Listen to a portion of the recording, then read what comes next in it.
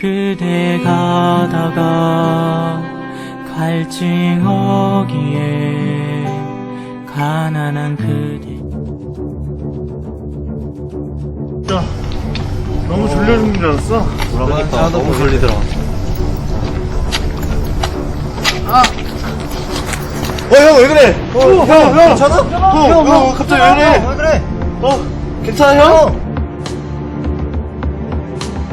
형, 나 이거 어떻게 이해하는지 모르겠어서 이거 좀 가르쳐주면 안 돼?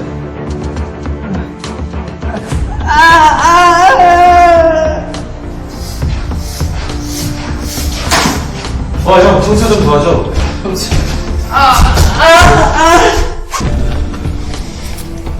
형, 우리 대성당 들려서 잠깐 같이 기도하고 갈까?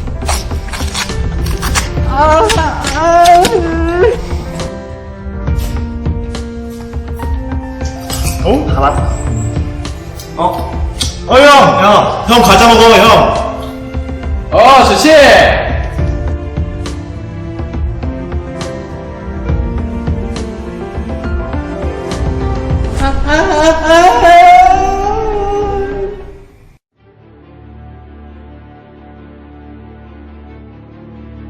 지금 보시면 아시겠지만 지금 제정신이 아닙니다. 이 상태로 가시면 위험하십니다. 선생님, 저 그럼 어떻게 하면 되나요? 일단 스트레스 받지 마시고 맵고 짠 거 줄이시고 무엇보다 본인한테 필요한 거를 잘 식별하셔야 됩니다. 뭐라고요, 선생님? 스트레스 받지 마시고 아니, 그거 말고 그 뒤에 거요. 잘 식별하셔야 된다고요. 식별. 감사합니다, 선생님!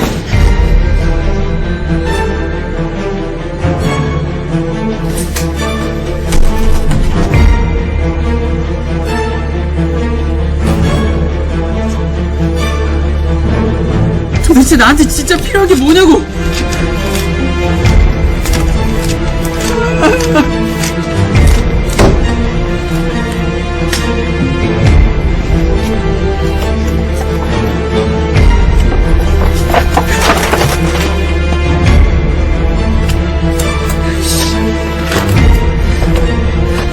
어디 있는 거야?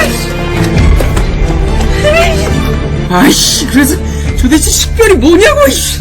아이씨! 형, 지난 학기 학술 발표의 주제가 식별이었잖아. 기억 안 나, 이씨!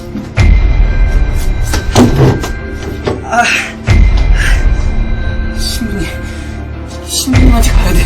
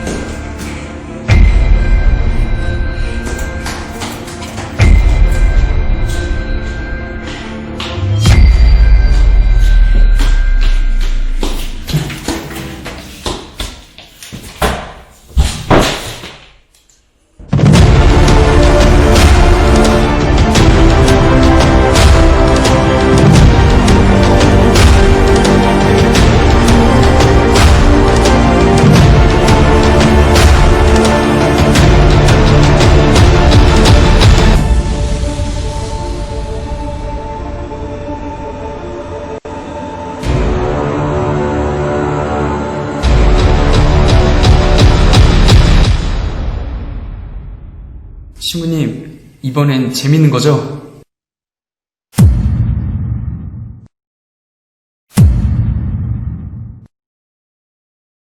기뻐하소서.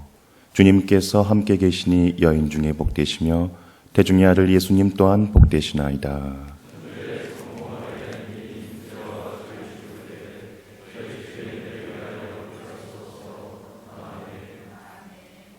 성부와 성자와 성령의 이름으로 아멘.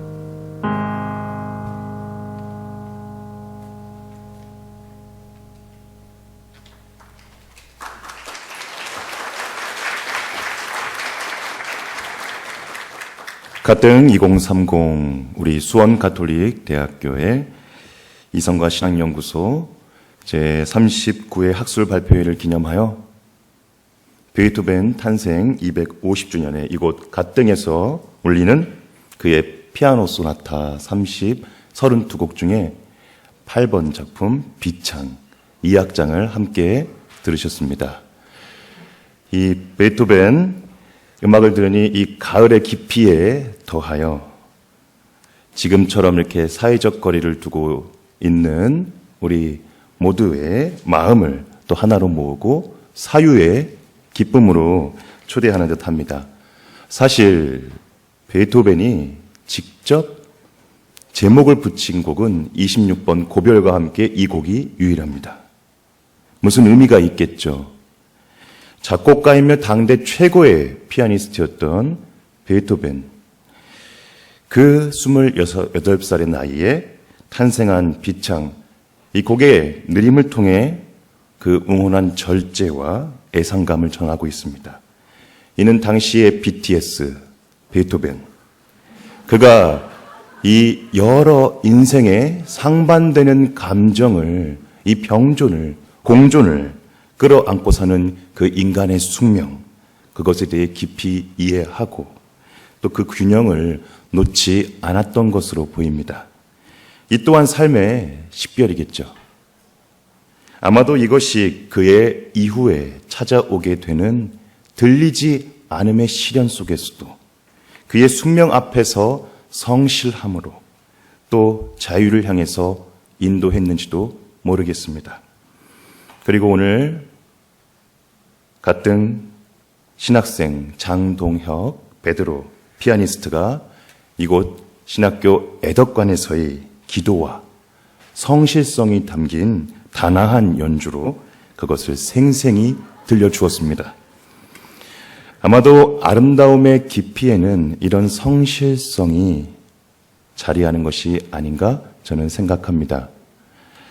식별, 제4차 산업혁명이라는 새로운 도전 앞에서 과연 우리 교회의 공동체는 얼마나 아름다운가, 아니 얼마나 성실한가 묻습니다. 또한 바이러스 팬데믹, 이 브이노믹스 시대에 미리 앞당겨온 미래의 생활 경제 방식 속에서 교회는 어떻게 중심과 방향을 잡으면서 걸어갈 것인지 묻게 됩니다. 하느님이 보시기에 참 좋은 계속되는 창조, 또 아름다운 순례의 여정이 되기 위해서는 분명 식별하는 교회로서의 응답, 그 성실성이 필수일 것입니다.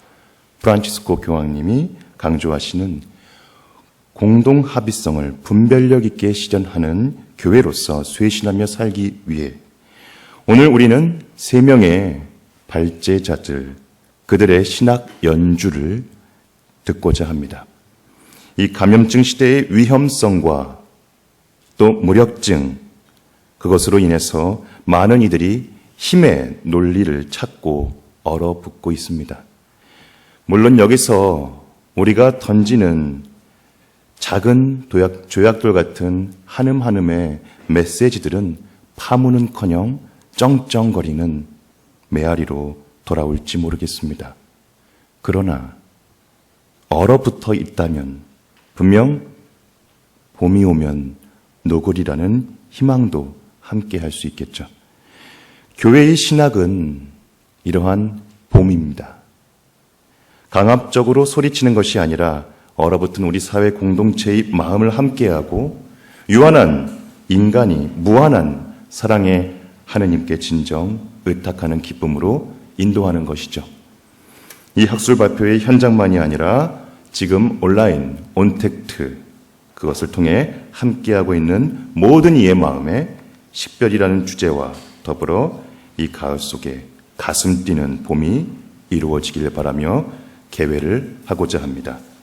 그럼 전반적인 학술 방향에 대한 내용과 이 개회의 기쁨을 언제나 모짜리 양성에서 삶으로 동반해 주시는 우리 곽진상 젤마노 총장 신부님을 모시고 함께 하겠습니다.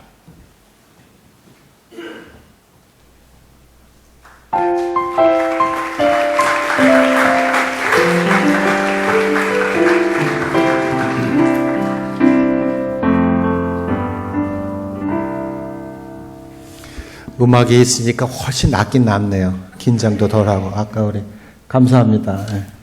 저 우리 학술대회 아까 선포식 때문에 좀 무거웠는데 좀 이렇게 릴렉스하게 학술대회를 시작하고 싶습니다. 지난 5월 6일 우리 대학은 개교기념 학술대회를 열어서 식별, 분별의 문제를 한국교회에서는 처음으로 공론화했습니다. 식별 문제는 최근 프란치스코 교황께서 강조하신 것처럼 오늘날 요청되는 공동합의적 교회를 실현하기 위한 조건으로서 이 식별이 오늘날 교회의 삶과 사명 안에서 얼마나 중요한 의미를 갖는지를 살펴보는 기회였습니다. 그래서 기초 신학 분야에서 한민택 신부님이, 그리고 교회 신학 분야에서 정의환 신부님, 그리고 구약 성경 분야에서는 나호중 신부님이, 실천 신학인 교회법에서는 우리 김혜태 신부님, 또 영성 신학에서는 정재천 신부님과 윤주연 신부님이 깊이 있게 다뤄 주셨습니다. 오늘은 신약 성경 분야에서 우리 대학의 정진만 신부님, 또 교회 신학 분야에서 기정만 신부님이, 그리고 윤리 신약 분야에서는 진효준 신부님이 그동안의 연구와 숙고를 귀중한 논문에 담아 발표해 주십니다. 식별이 교회의 삶과 사명에서 중요한 이유는 그리스도 계시의 본질적 특성에서 비롯되기 때문입니다.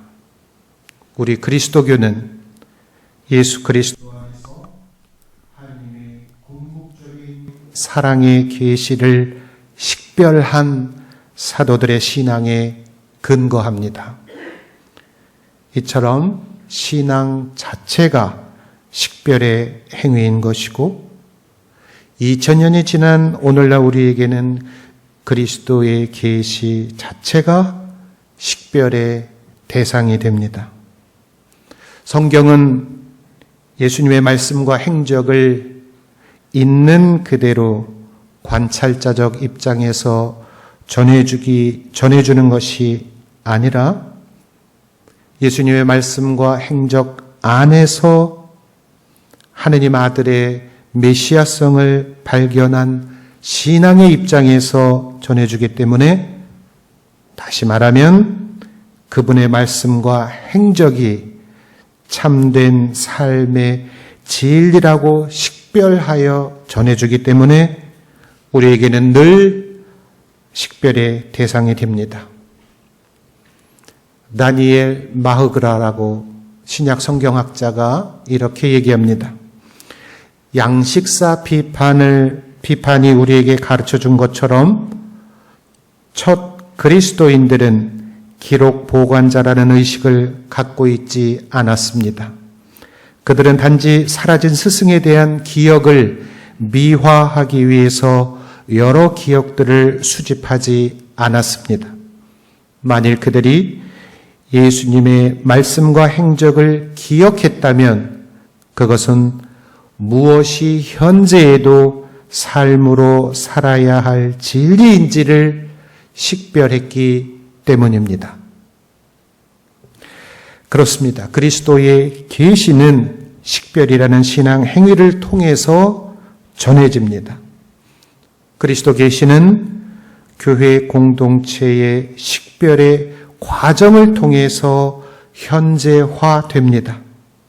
이런 의미에서 그리스도 신앙을 실제로 고백하고 기념하며 살고 있는 신앙 공동체인 교회가 바로 식별의 주체입니다. 그러나 다른 측면에서 보면 교회의 여러 가지 실천 행위들은, 예를 들면 교회 공동체의 기도, 전례, 성사거행, 교리교육, 교회법, 윤리적 가르침 등 이 교회의 모든 실천 행위들은 식별의 대상이 되기도 합니다. 교회의 본질적 사명이 그리스도의 구원을 선포하고 현재화하는 것이라면 교회의 모든 실천 행위들은 이러한 사명을 충실히 실현하고 있는지 식별해야 한다는 뜻입니다. 뿐만 아니라 교회가 이 세상 안에서 존재하는 방식, 교회의 생활 방식도 중요한 식별의 대상이 됩니다. 이런 측면에서 신학은 신앙에 봉사하는 역할을 수행합니다. 지난 학술 대회는 식별에 관한 신학적 기초를 놓았습니다. 교회는 교회의 본질과 사명을 지금 구체화하기 위해 요청되는 필요한 작업임을 알려주었고 그리스도의 계시를 지금 여기서 살 안에서 현재화하는 원리로 식별을 제시해 주었습니다. 식별은 교회 삶의 원리요, 교회 사명의 원동력이며 실천의 원리라 하겠습니다. 교회의 삶과 사명은 예수 그리스도를 통해 계시해 주신 삼위일체 하느님의 사랑을 증언하는 것이고 하느님 나라를 세상 속에서 구현하는 것이며 교회가 증언하는 사랑의 친교로 사람들을 초대하는 것입니다. 식별은 이와 같이 근본적으로 선교를 지향합니다. 함께 걸으며 식별하는 교회의 삶의 방식은 오늘날 복음을 선포하고 증언하는 새로운 방식이라는 것을 알게 된 것입니다. 이제 오늘 우리 대학의 정진만 신부님은 예수님의 제자들이 예수 그리스도를 메시아 구원자로 식별하고 그분의 삶을 따르는 것이 제자들의 사명이며 이 사명을 이 시대에 구현하는 것이 교회가 따라야 할 삶이라는 것을 보여줍니다. 교회의 식별행위는 항상 그리스도 중심적이어야 한다는 것을 지적합니다. 이어지는 기적만 신부님은 오늘날 시대의 징표인 생태계의 회복을 신학의 주제로 삼고 그에 대한 그리스도교적 행동의 식별 기준을 몰트만 신학자의 사상을 재해석하면서 전해줍니다. 마지막 진교훈 진효준 신부님은 오늘날 가정의 위기 속에 있는 사람들을 위한 자비와 그 자비를 담아낼 예수님의 눈길이 식별의 원리라고 제시합니다.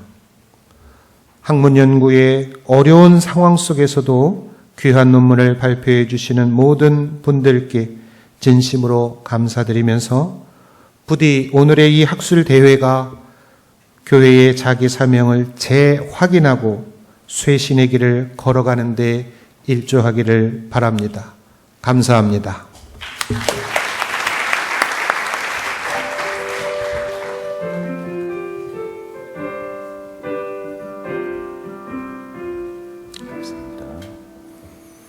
봄 같은 신학, 또 신학적인 봄, 이 차분한 열정을 전해주신 말씀이었습니다. 감사합니다. 그리고 이분이 빠질 수가 없겠죠. 성 아우구스티노. 그는 그의 저서 삼위일체론에서 말합니다. 하늘나라, 그것은 그분의 모상으로 만들어진 우리가 삼위이신 하느님을 향유하는 것이고 그보다 큰 기쁨은 없습니다.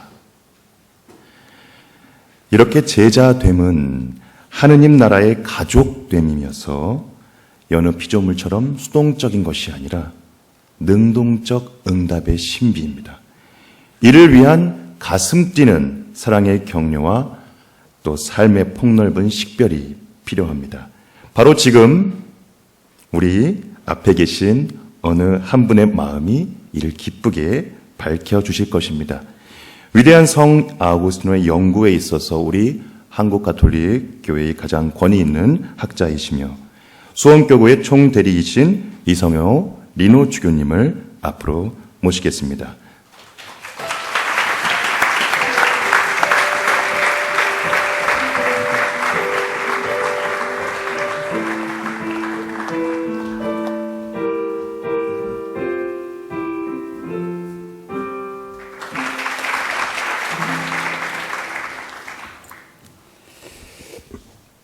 그 교회의 삶과 사명 안에서 식별이라는 이 격려사를 준비했는데 지금 사회자의 멘트를 들으니까 이거 뭐 이상해요.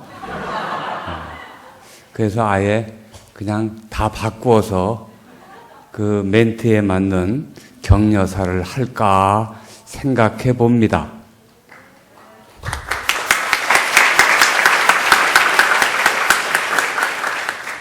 항상 신학교에서 여러분들 앞에서 함께 공부하는 시간을 가질 때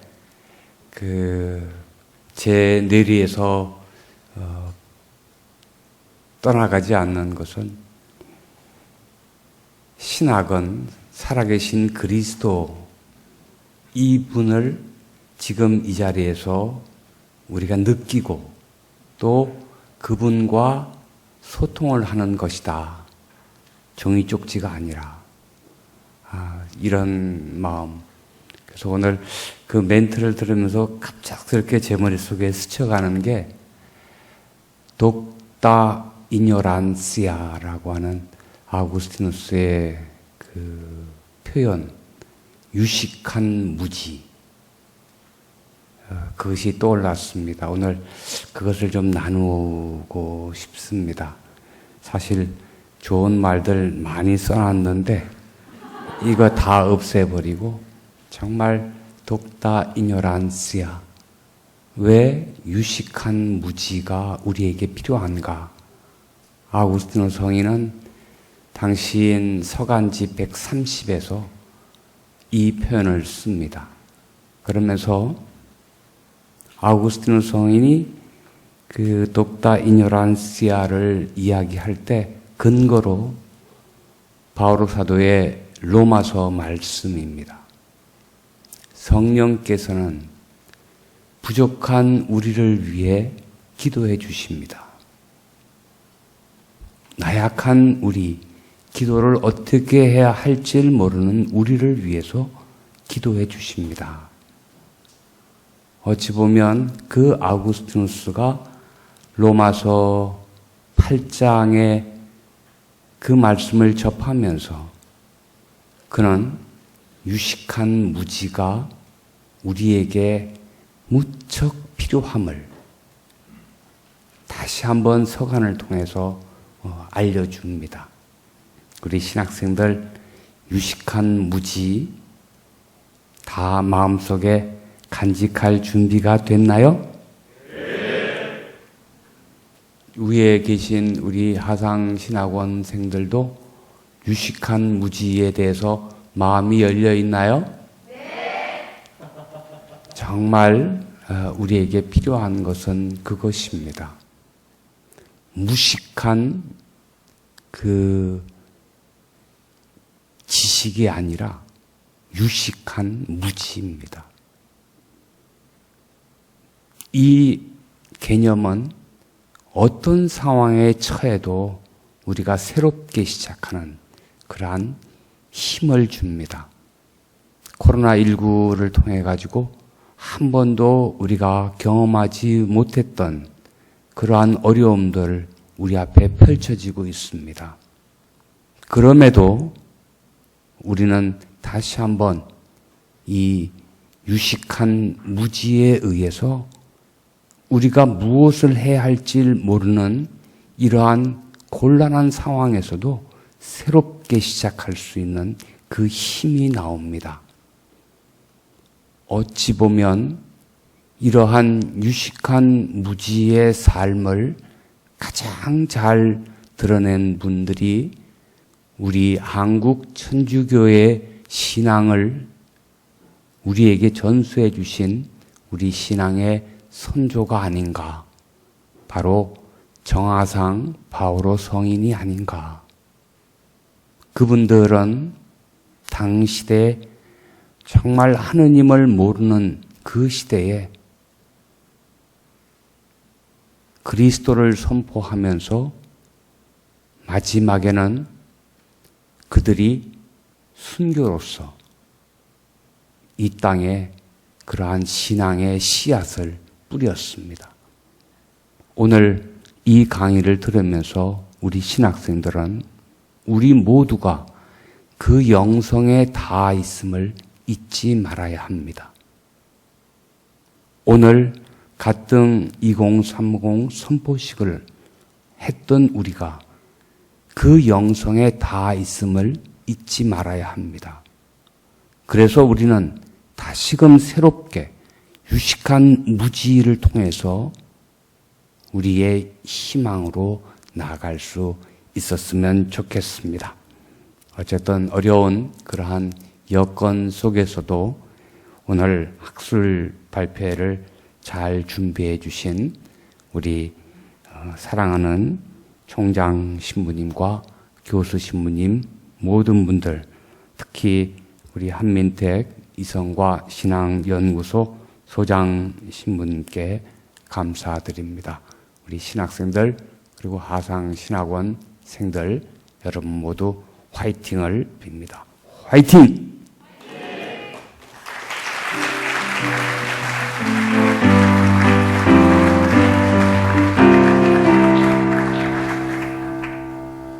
네, 유식한 무지로 우리의 마음을 또 밝혀주신 주교님의 격려사였습니다. 우리 무지해도 되나요? 그러나 유식해야 하겠죠. 하느님 성령의 도우심을 아는 유식함. 또 조금 전 주교님께서는 함께 걸으며 식별하는 교회, 식별하는 신앙의 모범으로서 성정화상 바오로 성인과 함께 우리 박해시대의 교우 공동체 이야기를 해주셨습니다. 다가오는 11월 29일은 대림 일주일입니다. 이때 2021년 성 김대건 안드레아 신부님 탄생 200주년을 기념해 희년이 선포될 예정입니다. 이 기쁨의 해를 맞이하는 한국 가톨릭 교회와 교우 모두는 한 가지 주제이자 가슴 뛰는 질문 앞에 서게 될 것입니다.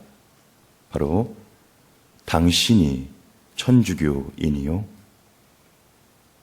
박해 당시 생가사 앞에 선 김대건 신부님께 던져진 질문이며 이는 오늘의 천주교인 모두에게 어떻게 살아야 하는지, 아니 어떻게 죽어야 하는가를 성찰하게끔 하는 물음입니다.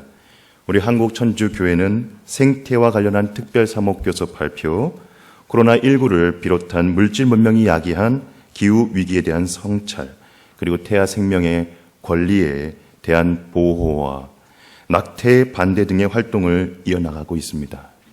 이에 우리 교회는 마치 어느 영화, 증인이라는 영화, 거기에서 변호사에게 이 증인이 된 소녀가 이런 질문을 던지죠.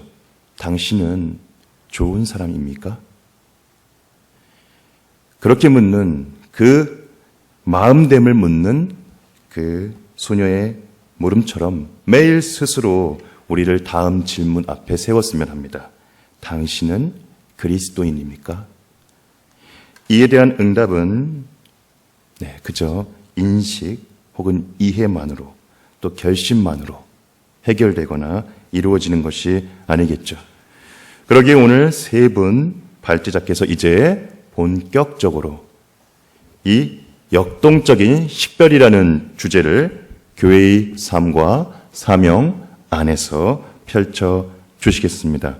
첫 번째 발제자 정진만 안젤로 신부님을 소개합니다. 매우 천천히 올라와 주십시오. 네. 양력 1995년 수원 가톨릭대학교 입학, 2006년 인스브룩 대학에서 석사학위 취득, 2006년 9월 사제서품, 2016년 독일 보쿰 대학에서 마테오 복음서 안에서 그리스도론과 교회론을 연결을 지향하는 인간과 함께하는 하느님의 길이라는 논문으로 신약성경 신학박사를 취득했습니다. 그리고 2018년부터는 수원가톨릭대학교 교수로서 그리고 하상신학원 원장님으로 뜨겁게 활동 중이십니다. 또 현재 학교에서 그 이름처럼 진지하게 그리스어의 심오한 세계로 많은 학사님들을 초대하시며, 그렇죠? 무엇보다 말씀을 통해 해석되고 형성되는 제자됨의 여정을 삶으로 증언하고 계십니다. 나란말싸미 한글 창제의 세종대왕께서도 만나고 싶어 하실 희란말싸미 정진만 신부님께서 이제 발제해 주시겠습니다. 주제는 직접 소개해 주시겠습니다. 네.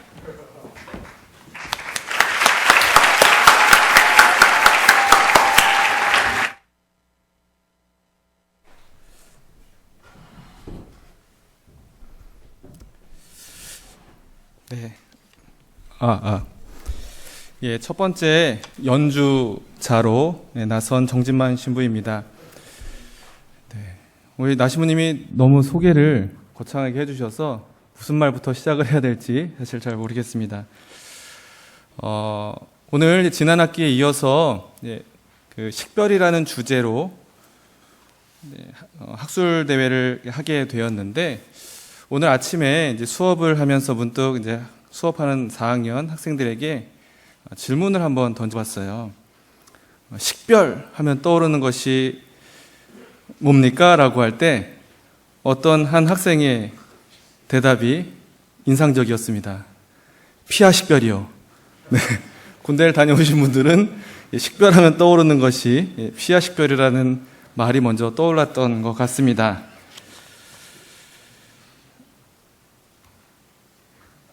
이게 어떻게 옮겨져요, 이거? 네.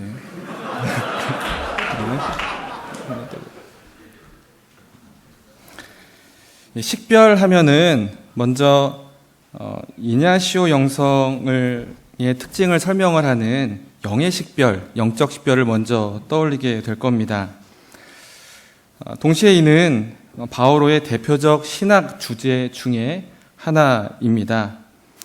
영적 식별을 영적 식별의 신학적 근거를 바오로가 제시해주고 있는데요.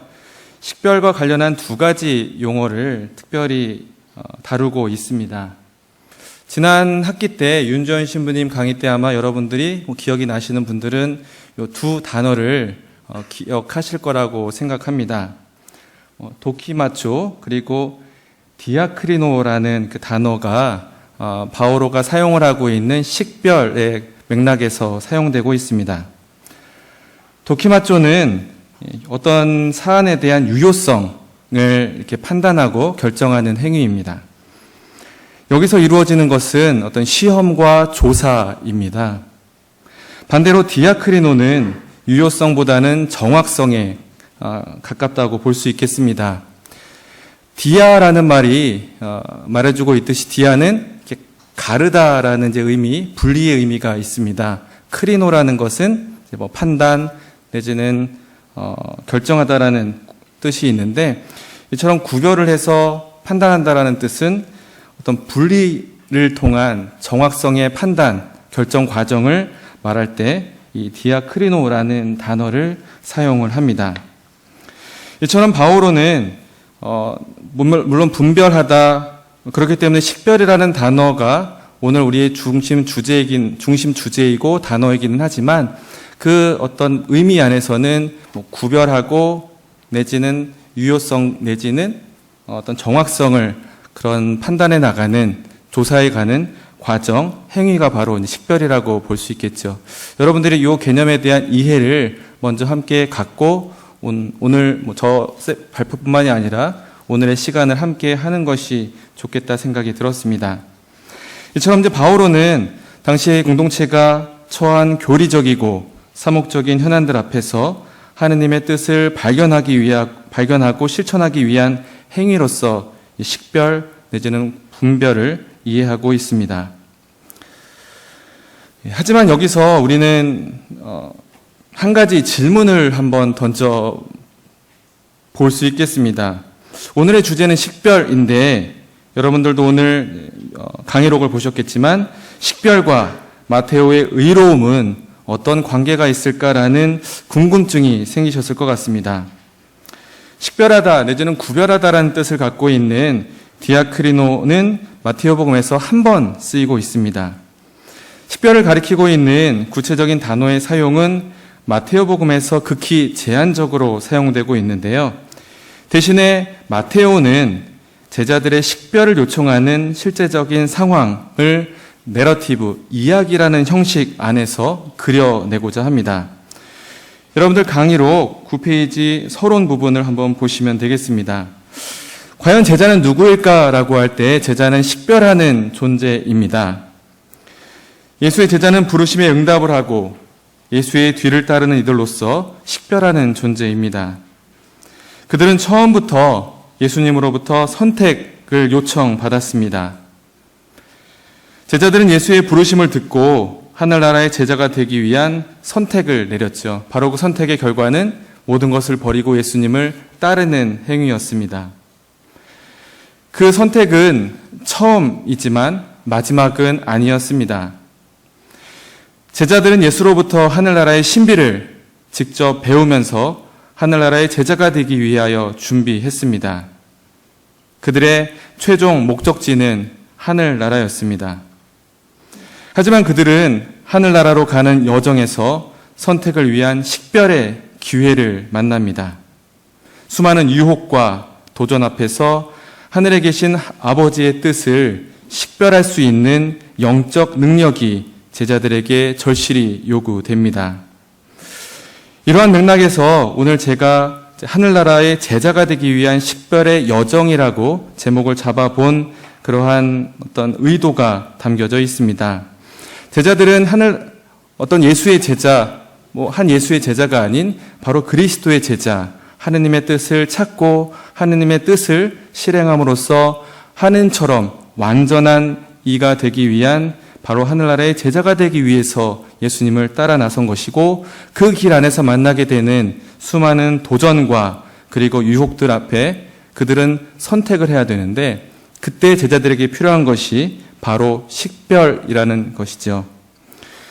특별히 마테오의 산상설교에서 이러한 제자와 예수와 제자의 관계가 어느 곳에서보다 더 잘 드러납니다. 바로 예수는 하느님의 아들이자 권위 있는 스승으로서 제자들에게 하늘나라의 제자가 되기 위한 식별을 요구하고 제자들은 그 중요한 순간에 결정을 위한 식별을 요청받습니다. 사실 우리는 마테오복음 5장 1절을 보면서 마테오복음서에 말하고 있는 산상설교의 청중은 누구인가라는 그 질문에 대한 답을 조심스럽게 생각해 볼 수 있는데요. 마테오복음서 5장 1절을 보면 다음과 같은 말씀으로 시작을 합니다.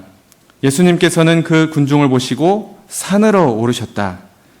그분께서 자리에 앉으시자 제자들이 그분께 다가왔다. 예수님께서 입을 여시어 그들을 이렇게 가르치셨다라고 시작을 합니다. 물론 이 안에서는 마테오복음서 5장 1절에서 2절 안에는 예수님도 등장을 하고 그리고 제자도 등장을 하고 군중도 등장을 합니다. 하지만 우리는 이 산상설교의 중심 1차적 독자는 군중이 아닌 제자다라는 것을 2절에서 볼 수가 있어요. 예수님께서는 군중을 보시고 산으로 오르셨고 예수님에게 다가온 이들은 군중이 아니라 바로 제자들이기에 예수님께서 누구에게 말했냐? 산상설교의 대상은 바로 제자가 됩니다. 하지만 이 군중이 그렇다고 해서 예수님의 가르침의 대상에서 제외가 된 것은 아닙니다. 여러분들이 마테오복음서의 산상설교의 끝을 쭉 넘겨보시면 7장의 마지막 부분에서 예수님께서 이 말씀을 마치시자 군중은 그분의 가르침에 몹시 놀랐다. 그분께서 자기들의 율법학자들과는 달리 권위를 가지고 가르쳤기 때문이다라고 마테오복음 사가는 이런 말로 산상 설교를 마무리 짓고 있습니다. 여기서 군중이 등장을 합니다. 군중은 예수님의 가르침을 듣고 놀라워하였죠. 바로 예수님께서 권위를 가지고 가르치셨기 때문입니다. 바로 예수님은 권위 있는 스승이었고 제자들은 그의 가르침을 받는 제자들이었습니다. 군중, 여기서 이제 그 제자들의 역할이 조금 생략이 되어 있는 것이죠. 마치 마테오가 여러 차례 마테오복음서 여러 군데에서 보여주고 있는 어떤 간격 내지는 공백이 마테오복음서의 산상설교에서도 잘 드러납니다. 바로 여기서 예수님께 제자들을 가르친 행위는 나오지만 제자들이 군중을 가르쳤다라는 행위는 설명되고 있지는 않습니다. 바로 그 안에서 드러나는 제자의 행위는 이따가 말씀을 잠깐 드리겠지만 결국 누구의 행위냐? 지금 우리 교회의 행위라고도 볼 수 있겠죠. 마테오는 독자로 하여금 그 생략된 공간 안에서, 빈 공간 안에서 우리가 교회 각자의 구성원들이 예수님을 따르는 제자들로서 그 역할에 참여하도록 그렇게 요청을 받고 있는 것입니다. 자, 여기서 우리는 조금 전에 말씀드렸던 것처럼 예수님은 식별을 요구하고 제자들은 중요한 순간에 결정을 위한 식별을 요청받는다라고 했습니다. 하지만 여기서 우리는 다시 한번 질문을 던져봅니다. 그러면 제자들을 위한 식별의 기준, 식별을 해야 되는데 어떠한 기준으로 식별을 해야 되는가라는 그 질문에 대해서 마테오가 쓰고 있는 용어는 바로 아까 말씀드렸던 도키마조나 디아크리노가 아닌 명사 디카이오 슈네를 쓰고 있습니다. 이 디카이오 슈네 5장 20절에 보면 예수님께서 말씀하십니다. 내가 너희에게 말한다. 너희의 의로움이 율법학자들과 바리사이들의 의로움을 능가하지 않으면 결코 하늘나라에 들어가지 못할 것이다 라고 말씀하십니다. 바로 제자들은 의로운 이들이었지만 그들에게 필요한 것은 율법학자들과 바리사이들의 의로움을 능가해야 된다라는 겁니다. 어떻게 해야 될까요? 바로 마태오복음서의 산상설교 안에서는 두 가지 실천을 제시합니다. 5장 21절부터 48절에서 등장을 하고 있는 반명제가 그 첫 번째입니다. 바로 예수님은 구약의 율법을 그대로 따라하는 따라쟁이가 아니라 예수님의 그리스도론적 자기 이해를 중심으로 새로운 율법 해석을 보여주신 완성자이시고 그 새로운 해석에 기초한 율법의 준수를 제자들에게 요구합니다. 그와 함께 예수님께서는 제자들에게 당대 유다인들의 전통적인 신심 행위였던 자선과 기도와 단식이라는 세 가지 신심 행위를 거행하되 대신에 거짓된 모습이 아니라 올바르게 하라고 하시는데 바로 여러분들 너희의 의로움을 보여주기 위해서 하지 말라고 하십니다. 여러분들이 보고 계시는 그 표 그리고 여러분들의 강의록에는 조금 쭉 넘겨보시면 몇 페이지 있을까요? 네, 거의 끝에 가 있죠. 31페이지에 나와 있는 표를 보시면 되겠습니다. 결국 예수님께서 제자들에게 원한 것은 율법학자들과 제자들의 의로움보다 더 큰 의로움을 요구하셨고 새로운 해석에 기초한 율법의 준수와 올바른 신심행위를 통해서 그 더 큰 의로움을 이루어야 하는데 예수님께 제자들에게 원하셨던 그 모습은 단순한 윤리적 실천 행위가 아니라 그들의 최종 목적지는 바로 종말론적 이유가 있었다라는 겁니다. 하늘에 계신 아버지처럼 완전한 사람이 되는 것, 그리고 또 하나는 하늘나라에서 주실 그 상을 받는 것이라고 말씀하고 계십니다. 거기 여러분들의 표에 보시면 너희의 의로움, 그리고 너희의 의로움이라고 이제 하고 있는 5장 20절, 그리고 6장 1절에서 보여주고 있는 이 의로움이라는 단어는 윤리적 실천 행위로서의 의미에 가깝다면, 하지만 이 의로움이라는 단어가 궁극적으로 지향하는 것은 윤리적 측면에서만이 아닌 구원론적 그리고 종말론적 의미에서의 의로움도 있다라는 것을 말해주는데 그 내용이 바로 6장 33절에서 나오고 있습니다. 의로움의 적극적인 실천을 통해서 제자들은 더 큰 의로움을 이룰 수가 있습니다. 윤리적 실천은 결국 종말론적 목적, 곧 하늘나라의 신비에 참여하기 위한 필수 조건입니다. 6장 33절에서 예수님께서 말씀하십니다. 너희는 먼저 하느님의 나라와 그분의 의로움을 찾아라 라고 말씀을 하십니다. 여기서 여러분들의 표를 보시면 이해를 돕기 위해서 보시면 윤리적 너희의 의로움, 그리고 6장 1절에서는 너희의 의로움, 6장 33절에서는 그의 의로움이라는 표현을 주목해 볼 필요가 있겠습니다. 결국 5장 20절과 6장 1절에서 말하고 있는 의로움은 윤리적 차원에서 머무르는 것이 아닌 윤리적 차원의 실천 행위를 통해서 바로 종말론적 목적을 이루어야 한다라는 그러한 구도가 마테오복음서의 산상설교에서 보여주고 있습니다. 이 디카이오시네라는 개념을 정리하면 다음과 같습니다. 여러분도 지금 들으셨던 것처럼 약간 헷갈릴 거예요. 한 단어인데 왜 두 가지의 의미를 보여주고 있을까? 이 단어의 자체가 다해적 의미를 지니고 있는 단어이기 때문입니다. 한편으로는 디카이오시네 의로움이라고 번역을 하는 이 디카이오시네는 하느님이 베푸시는 구원을 의미하고 이 구원의 선물은 메시아의 파견을 통해서 완성됩니다.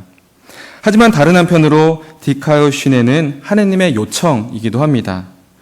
구원의 선물에 대한 인간의 올바르고 충실한 행위 그리고 태도를 의미할 때 바로 또 이 디카이오시네라는 그러한 단어를 의미로 사용되고 있는데 여러분들 강의록 24페이지에 보시면 이 디카이오시네라는 단어의 의미를 다음과 같이 정리했습니다. 마테오복음서에서 예수가 선포하고 실현한 의로움은 우선적으로 윤리적이다. 아마 24페이지 하단에 있을 겁니다. 그러나 이 의로움은 제자들이 스승 예수와 오로지 윤리적으로 관계를 형성하고 있음을 의미하지는 않습니다. 마테오복음사가는 디카이오시네라는 개념을 이용하여 요청하시고 구원하시는 하느님 의지의 일치를 표현하고자 합니다. 마테오의 디카이오시네는 덕이라는 형식적이고 추상적인 개념으로 한정지어 이해할 수만은 없습니다. 오히려 예수와 제자들의 파견을 통하여 이루어지는 하느님 구원 사건의 실제이기 때문입니다. 명사 디카이오시네의 두 측면은 그리스도론 구원론적으로 서로 결합됩니다. 예수는 구원의 선물, 곧 하느님의 의로움을 실현합니다. 왜냐하면 바로 예수님 그분이 의로운 분이셨고 의롭게 살았기 때문입니다.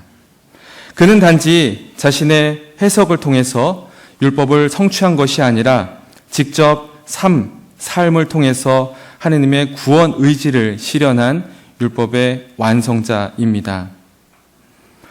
디카이오시네는 제자들의 선택을 위한 기준을 제시합니다. 뿐만 아니라 제자들을 하늘나라의 제자로 만들기 위한 행동 원리로 작용하며 궁극적으로 제자들이 지향하는 최종 목표, 곧 하느님의 구원을 가리킵니다. 그러기에 디카이오시네 자체가 식별을 가리키고 있는 것은 아닙니다.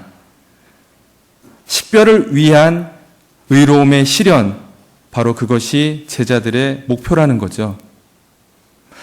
이러한 이유로 제가 이제 부제로 산상설교의 핵심인 의로움의 이해를 위하여라고 이제 이렇게 한 이유도 사실 지금 설명한 그러한 내용들을 뒷받침합니다. 근데 막상 논문을 이렇게 내고 나서 보니까 의로움의 이해를 위해서라기보다 의로움의 이해를 중심으로라고 했었던 것이 더 맞았던 것 같은데요.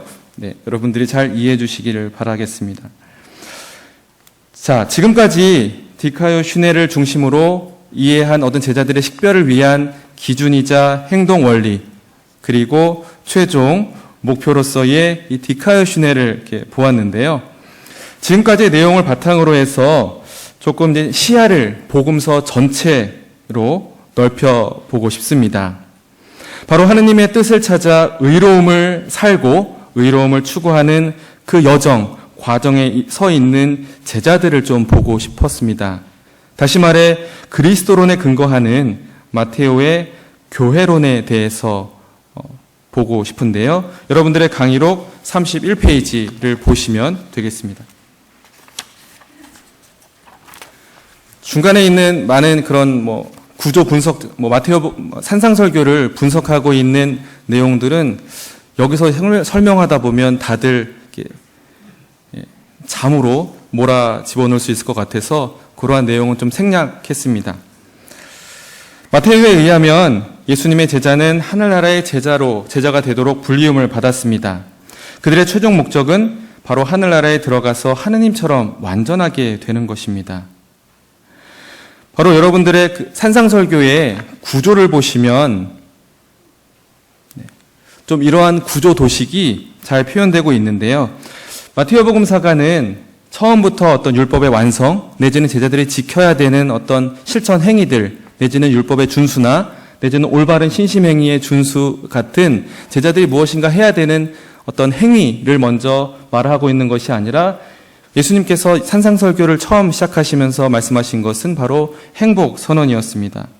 바로 그들이 궁극적으로 지향해야 되는 어떤 목표, 그리고 그들이 어떤 궁극적인 목표를 지향함으로써 얻게 되는 상이 무엇인지를 이 산상설교의 행복 선언에서 보여주고 있는 것이죠. 하지만 예수님의 제자들은 아직 지상에서 불완전한 존재들입니다.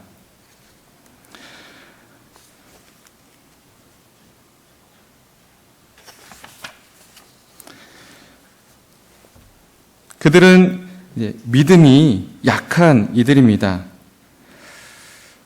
예수님께서는 제자들에게 더 큰 의로움을 요구합니다. 그들은 의로운 이들이었지만 믿음이 약한 이들이었고 그들은 성장하면서 발전해야 했습니다. 마테오복음서는 마르코복음서와는 달리 예수님 제자들의 약한 믿음을 특징적으로 묘사합니다. 마치 마르코에서는 제자들의 몰 이해를 강조하고 있다면 마테오에서는 제자들의 믿음이 약함을 말하고 있는데요. 바로 그들은 성장하면서 발전해야 한다라는 것입니다. 마테오복음서 13장에 나와 있는 겨자씨와 누룩의 비유처럼 끊임없이 완성이 아닌 성장해야 되는 존재들로서 제자들을 하느님 나라에서의 제자들의 모습을 비유적으로 보여줍니다. 그들은 성인 군자는 아니었습니다. 그들은 때로는 죄 많은 이들이었죠. 그래서 마테오복음서 공동체 제자들을 묘사하면서 코르푸스 믹스툼이라는 표현을 씁니다. 섞여 있다라는 거죠. 단지 의인만 있는 것이 아니라 그들에게는 공동체에는 악인도 있고 그렇게 마테오복음서 18장에서 보면은 제자들이 죄를 짓게 됐을 때 어떻게 해야 되는지에 대한 절차를 보여주고 있는 이유도 그러합니다. 그들은 두 가지의 길 사이에 서게 됩니다. 그곳에서 그들은 선택을 요청받습니다. 선택의 기로에 선 제자들의 상황은 산상설교의 구조적 특징에서 잘 드러납니다. 본론에서 보면은 제자들과의 대조를 통해서 보여주고 있는데요. 율법학자들과 바리사이들의 의로움보다 더 큰 의로움을 이루어야 된다라는 표현이 그렇고 마치 어떤 신심행위를 함에 있어서도 너희의 의로움을 보여주기 위해서 행하지 말라라고 할 때도 이 위선자라는 표현이 등장을 하게 됩니다. 마치 기도를 많이 할 때 말을 많이 하면 뭐라고 그러죠? 바로 이방인과 같은 행위다라고 예수님께서는 말씀을 하셨습니다. 이처럼 산상설교의 구조는 어떤 선택을 위한 요청만이 아니라 궁극적으로 제자들이 지향해야 할 목표를 또한 제시하고 있다라는 것입니다. 마무리를 하라고 해서 마무리를 해야 할 것 같습니다. 네. 다행히 시간적인 여유는 좀 있을 것 같아요. 마치 제자들은 본질적으로 하늘나라의 제자가 되기 위해서 불리움을 받았고 그들이 지향해야 되는 의로움은 완전합니다. 여러분들의 한번 제가 그림을 그려본 건데요. 제자들이 서 있는 너희의 의로움 그리고 하느님의 의로움, 너희의 의로움은 윤리적이고 불완전할 수 있지만 하느님의 의로움은 종말론적이고 완전합니다. 제자들은 두 가지의 길에 서 있습니다. 율법학자나 바리사이처럼 살 것인가, 이방인처럼 살 것인가, 그를 통해서 위선자라고 불리울 것인가. 위선자 안에는 하느님이 존재하지 않습니다.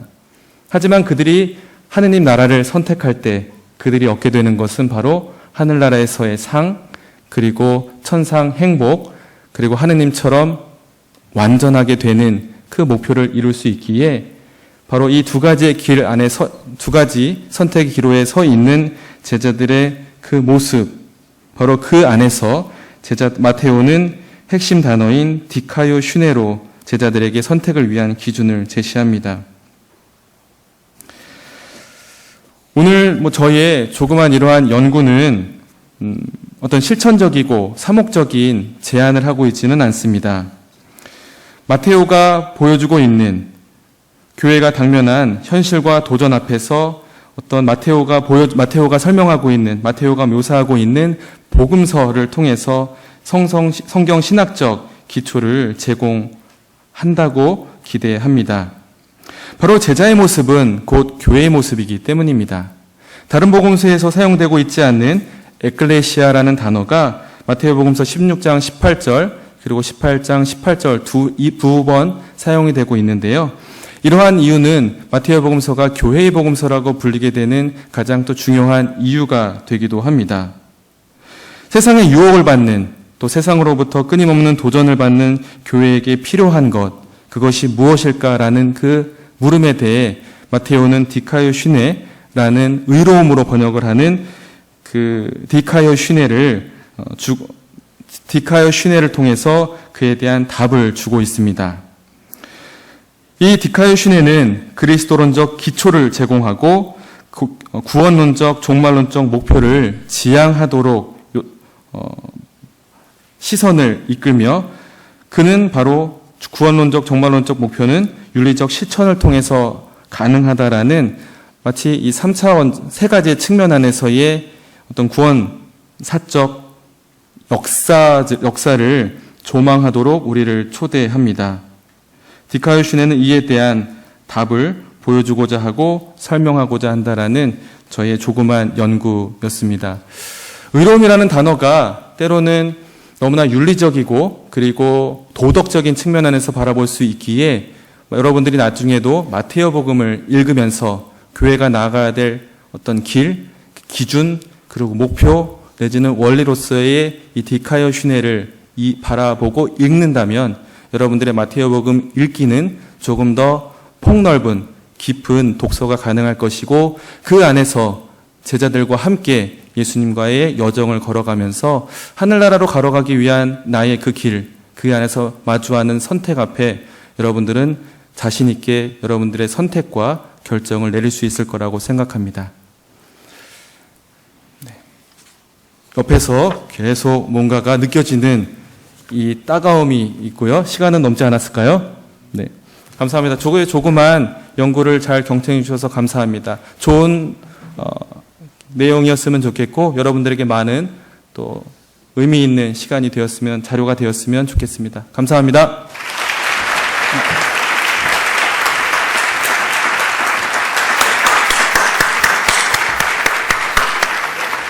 네, 봄처럼 온화한 신학 연주였습니다. 혹시 춘곤증 오셨나요? 네, 우리 학부 1학년 괜찮으시죠? 네, 김일권 신부님도 함께 동반하십니다. 괜찮습니다. 네, 우리 정진만 신부님께서 들어가셨네요. 신부님, 어떻게 보면 잠시 우리 주교님, 우리 주교님께서 부득이 다음 일정상 먼저 퇴장을 하시고자 합니다. 그러나 온라인 온택트로 주교님께서 계속 함께 하시겠습니다. 걱정 마시기 바라며 다 함께 박수로 인사드리겠습니다.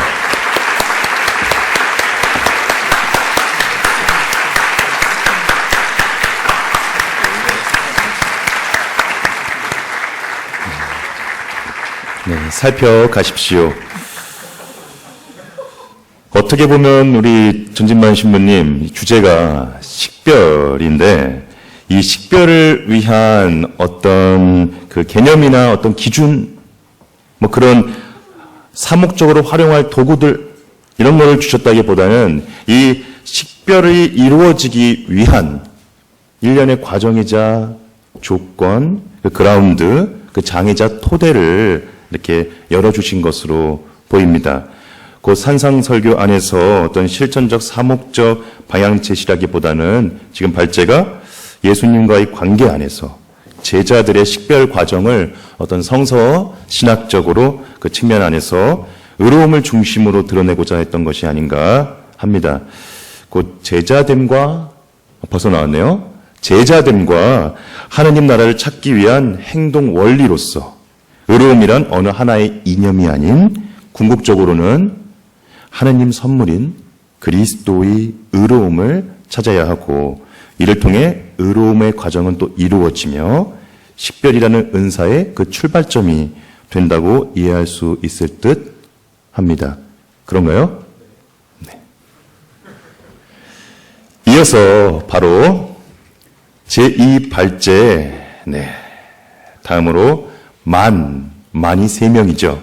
정진만 신부님에 이어 기정만 신부님께서 신학자 몰트만 안식일 신학을 중심으로 이 시대를 위한 식별의 가능성을 제시해 주겠습니다. 천천히 올라오십시오. 양력을 소개해 드립니다.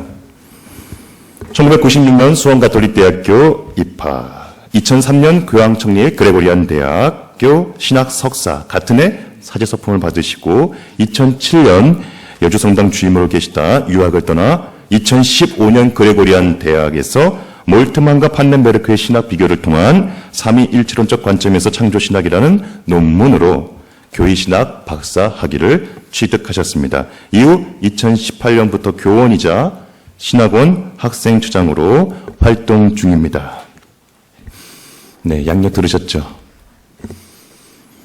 UN 평화사절이자 환경재단을 운영하며 활동하는 배우 레오나르도 디카프리오는 2016년 아카데미 시상식에서 나무 주연상 소감을 말하면서 지구 생태 위기에 대해서 말했습니다. 현재 기후변화 문제는 인류 존재에게 있어서 가장 중대한 사안입니다. 우리는 더 이상 미룰 수가 없습니다. 우리가 가진 행성은 지구뿐입니다. 우리가 우리 집을 망가뜨린 행위에 대해 인류는 막중한 책임을 져야 합니다. 지구의 미래를 보호하기 위해서는 인간이라는 종족 전체의 의식적 진화가 이루어져야 합니다.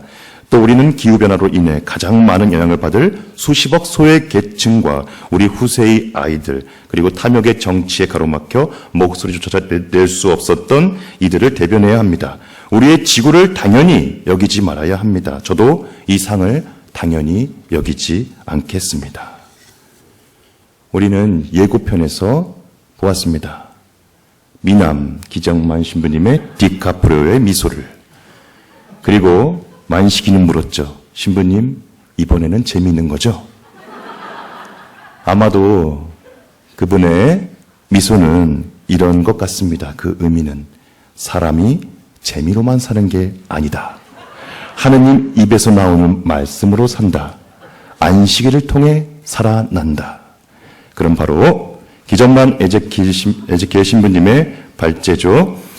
디카프리오가 이미 유치원생이던 80년대부터 이 생태 위기를 누구보다도 절박하게 신학의 주제로 삼은 신학자 위르겐 몰트만의 안식일 진학을 중심으로 우리 기정만 신부님께서 우리 지구 집을 위한 식별의 시간, 신학적 성찰을 함께 나누어 주시겠습니다. 따뜻한 박수로 모십니다.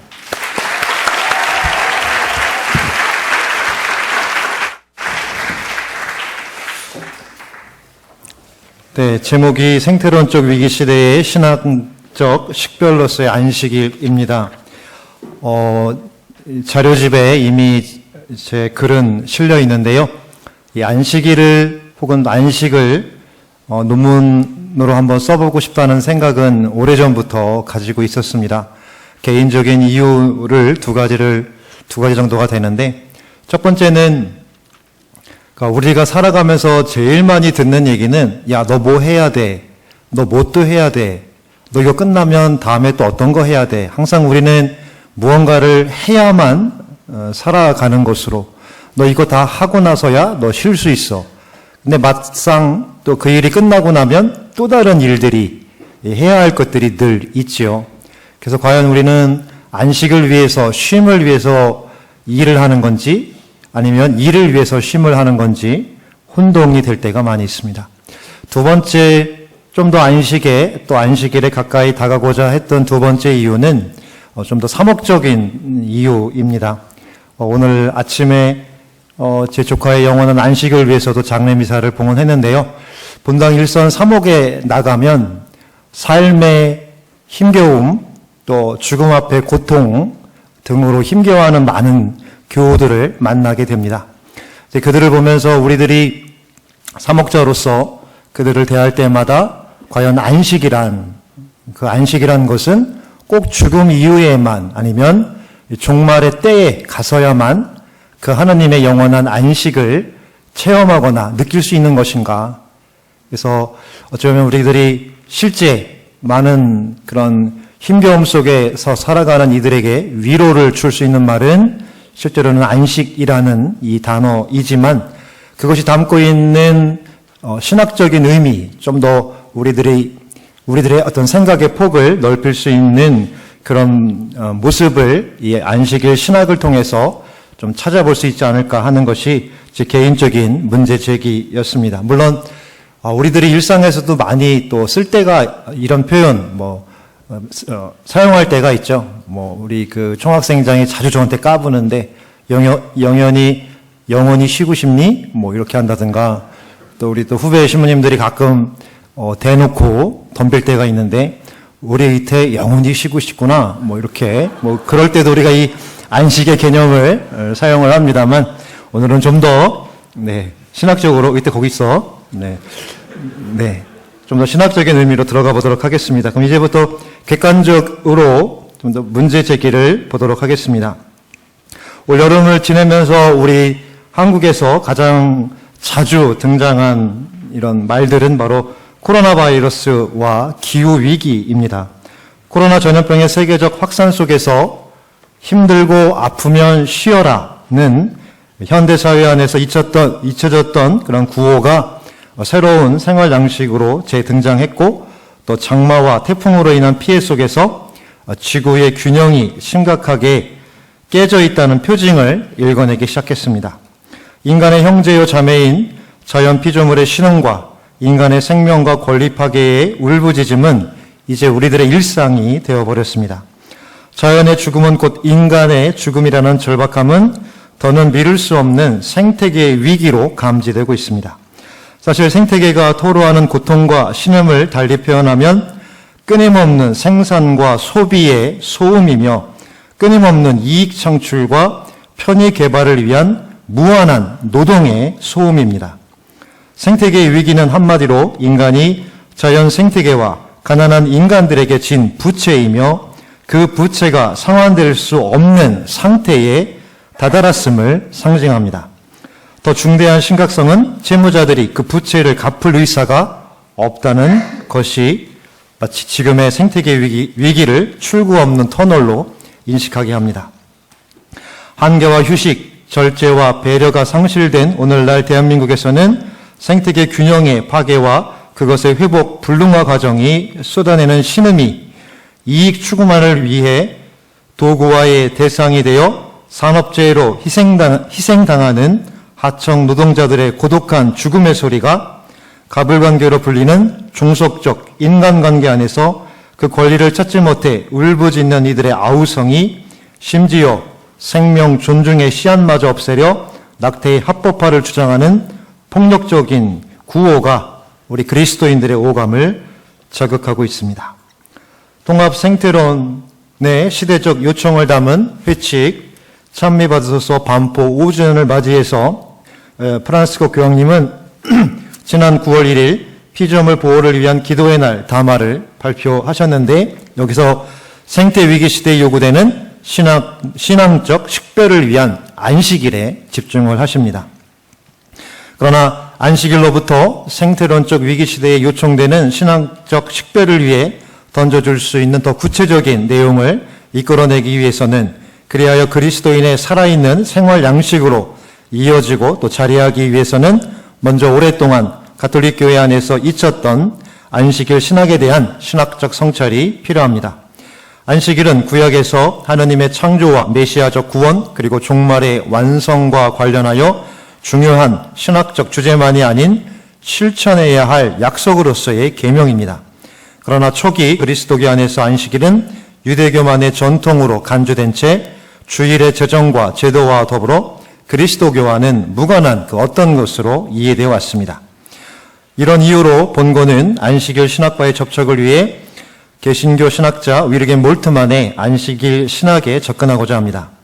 실제로 개신교 신학에서는 구약에 전하는 안식일과 주일의 관계 규정만이 아니라 안식일의 역사와 신학 그리고 영성적 차원의 많은 연구가 개진되었고 한국 개신교회 안에서도 역시 마찬가지입니다. 여러 신학자와 영성가가 안식일에 대해 숙고하였음에도 여기서 몰트만의 사상을 연구하려는 이유는 그가 생태론적 창조신학, 더 정확하게는 생태계 위기 시대에 요구되는 창조적 친교 혹은 창조적 친교의 개념을 삼위일체론적 창조신학 관점에서 안식일 신학으로 전개했기 때문입니다.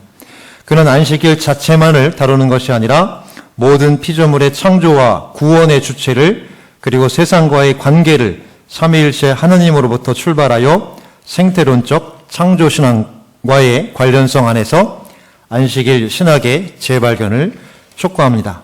그래서 이 전반적인 이 흐름에 관통하는 성경 구절이 있다면 미카 예언서 7장 11절 말씀입니다. 세상은 그 주민들 때문에 그들의 행동 때문에 황폐하게 되었다. 우리 인간의 책임을 다시 한번 실감하면서 몰트만의 안식일 신학으로 넘어가도록 하겠습니다. 40페이지 중간 단락부터 보겠습니다. 몰트만의 창조신학 안에서의 안식일입니다. 세상의 역사는 삼위일체 하나님의 공동의 구원 행위가 이루어지는 장이라고 그는 설명합니다.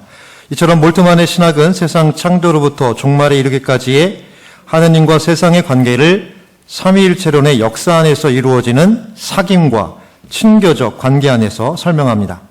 그리스도교적 종말론을 다룬 희망의 신학에서부터 십자가 신학 그리고 사회적 삼위일체론에 이르기까지 신학 연구 초기에는 시간 지향적인 신학을 그는 전개합니다.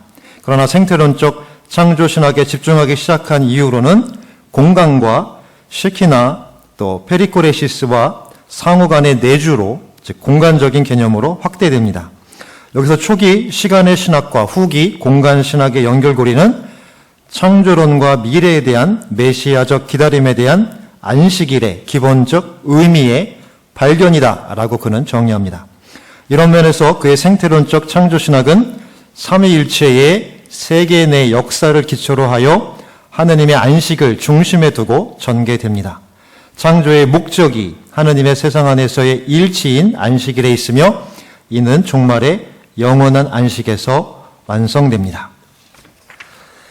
그러면서 삼위일체론적인 창조신학 전망에서 생태신학을 그는 전개하는데요. 42페이지 두 번째 단락을 보시면 세상 구원과 종말의 완성에 내주하는 삼위일체의 역사는 성부와 성자의 행위로 말미암은 세상 창조의 이해에 개방되어 있으며 성령의 행위로 말미암은 세상 변모의 이해에 개방되어 있다라고 설명합니다. 따라서 창조는 시간 안에서 역사와 미래에 개방된 하나의 체계이다. 즉 열려진 개방된 체계이다. 그렇게 창조신학은 일방적으로 원창조, 즉 태초의 창조로만 제한되는 것이 아니라 창조의 시간적 창조로부터 종말론적 전망 안에서 영원한 창조로 넘어가는 과정을 성찰해야 한다라고 그는 주장합니다. 이런 창조의 개방성 안에서 43페이지 중간인데요. 생태론적 창조신학의 연구는 우주론적 지평으로 확장되어야 하며 더 나아가 하느님 창조의 전체를 이해하고 아우르는 차원에까지 확대되어야 한다고 그는 강조합니다. 이러한 여정을 통해 오늘날의 창조신학은 주체의 절대성을 기반으로 하는 인간 중심주의의 표상과 세상을 기계적인 착취로 인식하는 것으로부터 해방되어야 하며 모든 창조된 실제들이 생태론적 층교를 이루는 미래에 개방되어야 한다라고 주장합니다. 곧 그에게 있어서 창조의 목적은 또 안식일이고요. 이 안식일은 종말론적인 완성과 연결된다는 것입니다. 창조의 개방성에 대해서 좀 더 그는 구체적으로 설명을 하는데요. 44페이지 아랫단락입니다. 변화를 통하여 인지되는 시간, 곧 시간의 개방성과 함께 원창조의 목적은 안식일 안에 있으며 이 안식은 하느님의 영원한 현존, 곧 피조물 내에서 머무시는 하느님의 영원한 현존, 곧 종말론적인 쉐키나흐, 즉 하느님의 안식과 현존 안에서 완성된다. 따라서 원창조의 완성은 하느님의 안식 안에서 발견된다는 것입니다.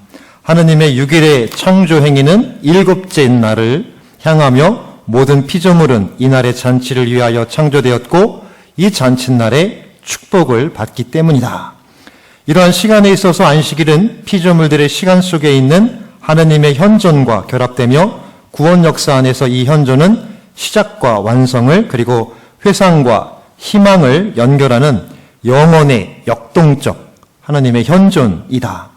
새 창조 안에서 새 하늘과 새 땅의 광대한 공간이 충만해질 것이며 하느님의 영원한 현존과 생명 곧 하느님의 쉐크나흐는 모든 피조물에게 주어질 것이다. 이 두 시간적 개념인 안식일 그리고 공간적 개념인 쉐크나흐를 가지고 창조가 종말의 미래에 또 역사 안에 개방되어 있다. 그렇기 때문에 이 안식일에 대한 집중과 강조가 필요하다고 그는 계속해서 강조하는 것입니다.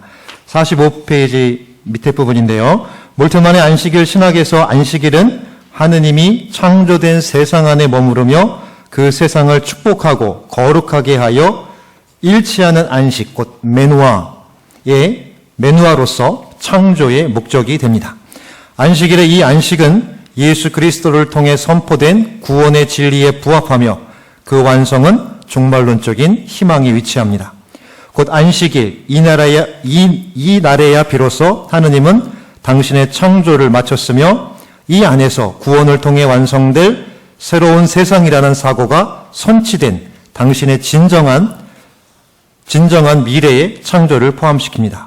성서적 전통은 안식일을 단순히 6일 노동 후에 찾아오는 쉼의 날로 이해하지 않고 모든 창조 행위 자체의 의미와 목적과 동일시합니다. 안식일은 창조의 축제입니다.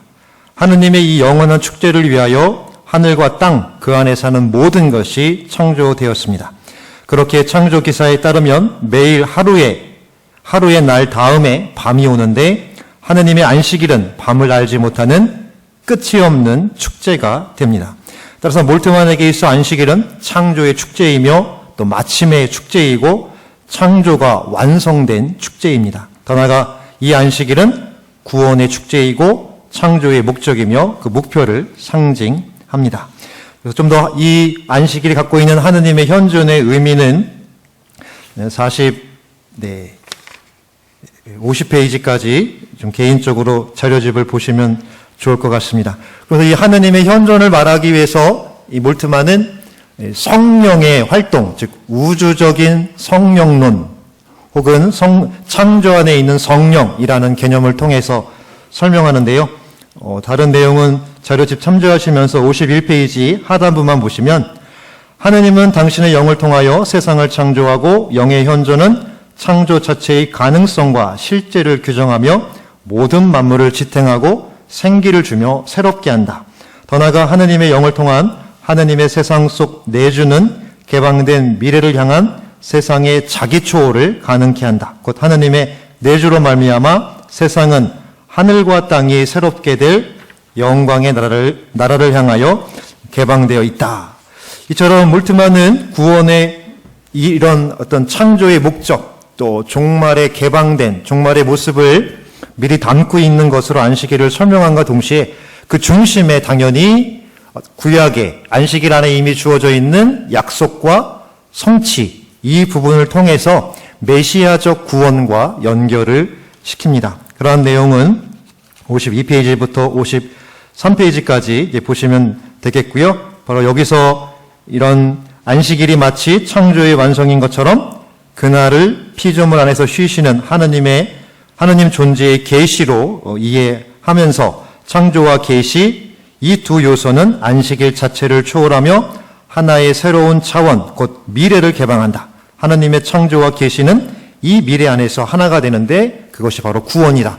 이 구원의 희망은 바로 메시아적 희망을 통해서 되게 되고 바로 그리스도를 통해서 이러한 약속이 역사 안에서 성취됨으로써 종말론적인 시간이 역사 안에서 시작된다는 그런 의미, 바로 이러한 창조로부터 종말까지 관통하는 하느님의 현존, 하느님의 역사, 하느님의 세상 안에서의 활동, 그것을 바로 안식일로부터, 안식일 안에서의 하느님의 안식, 곧 하느님의 창조된 피조물 내의 현존, 그 피조물과 나누는 창조적, 친교적 관계, 이것을 바로 안식일의 의미로 바라다 보면서 결국에 하나님의 창조와 구원, 종말은 바로 이 안식일을 통해서 볼 때 영원한 축제가 된다는 것입니다.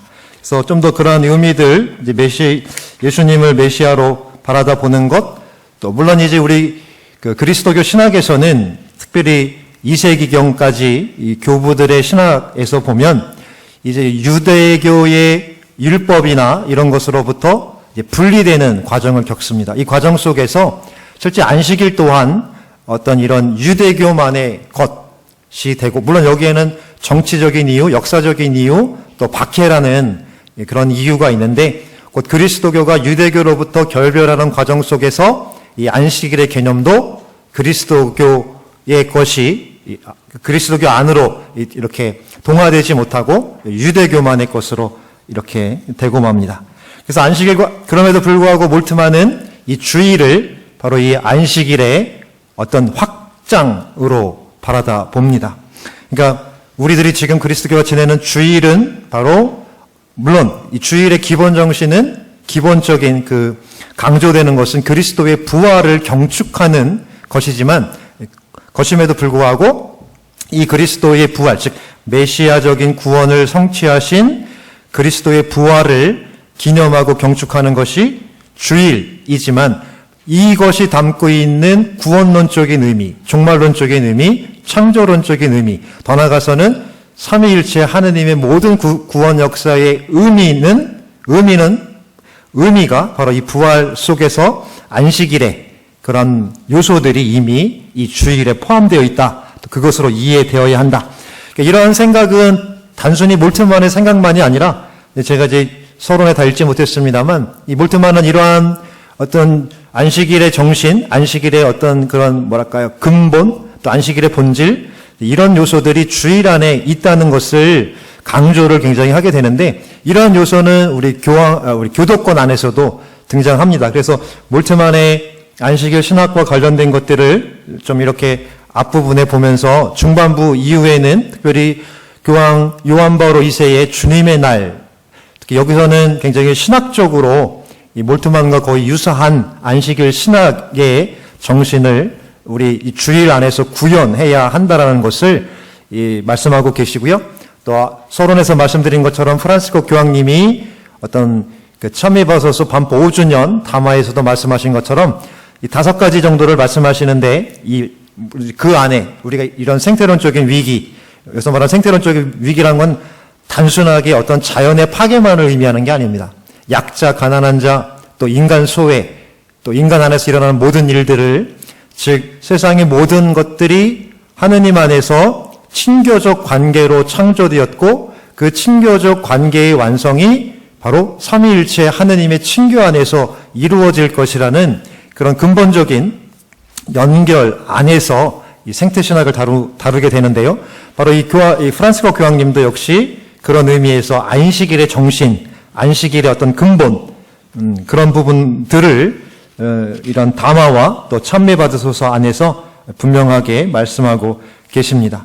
그래서 좀 더 이제 이런 부분, 안식일이 담고 있는 의미를 어떤 우리 지금의 생태론적인 위기 시대에서 어떻게 어떤 그런 생태론적인 위기를 극복하기 위해서 어떻게 적용되어야 할지는 이 본문의 내용을 좀 더 참조하시면 좋겠고요.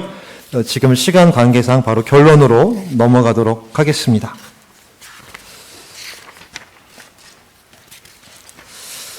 네, 결론 부분에서 77페이지 가운데 단락을 좀 보도록 하겠습니다. 몰트만의 안식일 신앙의 가장 큰 특징은 바로 창조, 하느님의 창조의 개방성입니다. 세상은 처음의 창조 안에 갇혀 있거나 폐쇄된 것이 아니라 이미 창조가 시간과 함께 그리고 그 안에서 이루어지기에 변화와 성숙의 가능성을 함의하고 있으며 동시에 하느님의 창조 행위는 안식일의 시간 성화가 보여주듯 메시아 시대의 약속에서의 미래 그리고 약속된 완성으로서의 종말의 미래에 개방된 체계입니다. 구원의 약속과 완성의 희망에 개방된 하느님의 창조 개방성에 접근하기 위한 그의 방법론은 바로 내재적 삼위일체의 삶의 구조와 구원 경륜사의 삼위일체론의 연결과 통합 그리고 창조와 종말의 연결입니다. 내재적 삼위일체의 삶은 사랑을 본질로 하여 영원에서 이루는 상호 순환적 자기 내어줌과 받아들임을 통한 친교와 일치입니다. 이 내적인 삼위일체의 이런 친교적 관계가 바로 창조로부터 시작된 세상과의 관계 안에 그대로 투영되며 이것이 곧 하느님의 구원 역사를 통하여 종말의 완성에서 이루고자 하는 구원의 상태가 됩니다. 이 구원의 상태의 첫 예표가 바로 안식일에서 이루는 만물 안에서의 쉼으로 표현되는 하느님의 현존, 즉 하느님의 안식을 통하여 계시됩니다. 따라서 안식일의 연속성 속에서 그것의 확장으로서의 주일은 그리스도의 중계를 통해 성령 안에서 이루어지는 하느님의 안식일의 현존인 안식이 현재화되는 날입니다. 하느님의 창조가 미래에 개방되어 있다는 것은 생태론적 위기가 지구의 멸망으로 아마겟돈으로 끝나지 않으리라는 희망을 얻게 합니다. 무엇보다 첫날이라는 이 개념을 통해서 78페이지 하단부입니다. 주일은 하느님이 인간과 세상의 시간을 축복하고 성화하는 날이지 단순히 6날 동안의 노동을 쉬고 에너지를 보충하는 휴일이 아니며 더더군다나 이날마저도 공간 안에 사물을 쌓는 날이 되어서는 안 됩니다. 이러한 사상은 유대교 신학자인 아브라함 헤쉘이라는 학자가 안식, 우리 말로도 번역이 되어 있는데요. 유대교는 시간의 종교다. 하지만 지금의 세상은 공간 쌓기, 공간 안에 많은 것들을 쌓고 소유하는 것 속에 매진되어 있다. 이런 의미에서 안식일을 주일과의 개념과 연결시킬 때 우리 또한 그리스도교는 시간의 종교가 됩니다. 하나님 창조의 때, 또 안식일의 때 안에서의 하나님과의 친교, 예수 그리스도가 때가 찼을 때 세상에 보내주심, 또 그분의 때가 충만했을 때 바로 죽음과 부활로 세상을 구원하셨고 그분이 오실 때 세상은 완성을 볼 것입니다. 이처럼 여러 가지 면에서 생태론적 위기의 핵심은 바로 관계의 분리와 깨어짐입니다. 하지만 바로 이 안식일은 다시금 하느님과 우리와 우리 자신, 우리와 자연 피조물과의 관계를 바로 친교의 관계로 보게 합니다. 그런 의미에서 저는 주일을 주로 전례적으로 다루는 성사 신학에서도 마치 주일이 예식의 의무나 혹은 제도의 의무를 첫 자리에 둘 것이 아니라 해방과 자유의 축제를 체험할 수 있는 바로 그 안식일의 의미를 좀 더 구현해야 할 노력이 필요하다고 생각합니다. 이 개신교의 신학자인 그 마르던 바는 안식일의 영성으로 그침과 심, 또 받아들임과 향연을 제시합니다. 또 많은 개신교 학자들이 여러 면에서 이야기하고 있는데요. 이에 따라서 좀 더 주일에 대한 어떤 그런 신학이 우리 가톨릭 교회 안에서도 특히 안식일의 정신과 근본 또 본질을 다시금 되짚어보고 재성찰함으로써 하느님이 이 구원 역사를 통해서 창조로부터 이미 계시하신 안식일을 통해서 어떠한 관계를 우리와 맺고자 하시는지 또 그 관계를 맺기 위해서 무엇보다 필요한 것이 바로 공간의 확장이나 공간의 싸움이 아니라 바로 안식일에 이루신 시간의 성화, 곧 안식일에 이루어진 것은 어떤 사물에 대한 축복도 아니요 성화도 아니요 그 시간의 축복이고 성화였다는 것을, 주일은 바로 이처럼 첫날로서 그런 의미를 갖는다는 것입니다. 그래서 또 다른 신학자는 안식일은 저항이다 라는 제목의 책을 썼는데요. 아마 우리 그리스도교인들에게도, 즉 생태론적인 위기시대에 살고 있는 우리도 안식일 정신을 통해서 지금의 위기에 저항할 수 있으면 좋겠습니다. 많은 이들이 좀 제가 많이 참조한 이 개신교 신학자 사무엘 바키오키인데, 이분은 미국에서 활동하시는 목회자임에도 불구하고 가톨릭 학교인 로마 교황청 그레고리안 대학에서 이 신학을, 특히 안식일 신학에 대해서 연구를 하신 분입니다. 그분의 결론 부분에 보면 오늘날 그리스도인들에게도 주일이 마치 헐리데이, 휴일이다. 하지만 안식일 정신에 따르면 주일은 헐리데이, 휴식하는 날, 쉬는 날, 그런 날이 아니라 홀리데이다. 거룩한 날. 주님 안에서, 주님과의 만남 안에서 그날의 시간을 종말론적인 희망에 개방되어진 채 하느님이 주시는 성화의 시간, 축제의 장이다. 그래서 아무쪼록 비록 유대교의 안식일이 지금의 토요일에 해당하긴 합니다만, 안식일은 주일이 하느님과 세상과의 친교를 이루는 성화의 날이 되도록, 또 주일을 관통하고 있다는 사실, 또 주일을 새로운 첫날로 하느님 안에서 성화되는 참 안식의 날로 맞이하게 하는 준비일인 동시에 실천일이어야 한다는 것이 제 논문의 결론입니다.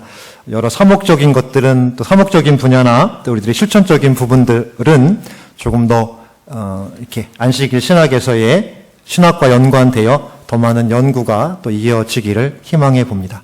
경청해 주셔서 감사합니다.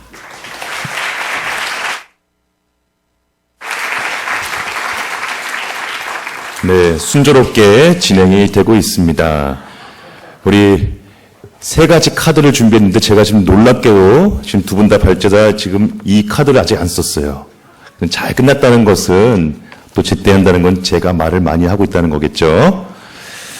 우리 안식일을 통해서 또 주일의 그 깊은 의미를 또 다시금 되새겨볼 수 있는 시간이었습니다. 최근에 주교회의 의장이 되신 분이 있죠? 네, 우리 수원교구의 교구장이신 이용훈 마티아 주교님께서 이런 말씀을 우리 교우들과 사회에 당부를 했습니다. 기후 변화에 따른 생태 위기로 지구 환경을 오염시키고 전염병 창궐이 이어지고 있습니다. 우리 교회가 지구 공동의 집을 잘 보존하도록 노력해야 합니다. 이에 오늘 기정만 신부님의 발제는 매우 시적절한 신학적 제안이 아니었나 생각합니다. 이 집을 돈벌이를 위해 사고파는 수단으로 만들고 있는 이 사회 안에서 좀 더 우리가 이 물질주의에 대한 근본적인 어떤 회의와 존재론적인 질문을 또 전제해야 할 것입니다. 그 질문의 출발점에 교회가 함께 해야만 합니다. 거기에 우리의 식별 원리와 기준을 안식일을 통해서 제시해 주신 그 기정만 신부님, 이 몰트만의 신학을 통해서 이를 우리 그리스도교회의 주일과 교회의 함께 걷는 식별로서의 안식일로서 또 그리스도를 정점으로 하는 연속성을 지닌 창조와 구원의 여정으로서의 그 제안들이 매우 중요하게 작용하고 있다 정리할 수 있을 것 같습니다. 네, 잘 쉬고 계시나요? 우리 진정한 안식일이 여기서 이루어지길 바라며 잠시 간식과 함께 휴식 시간을 갖겠습니다. 네, 감사합니다.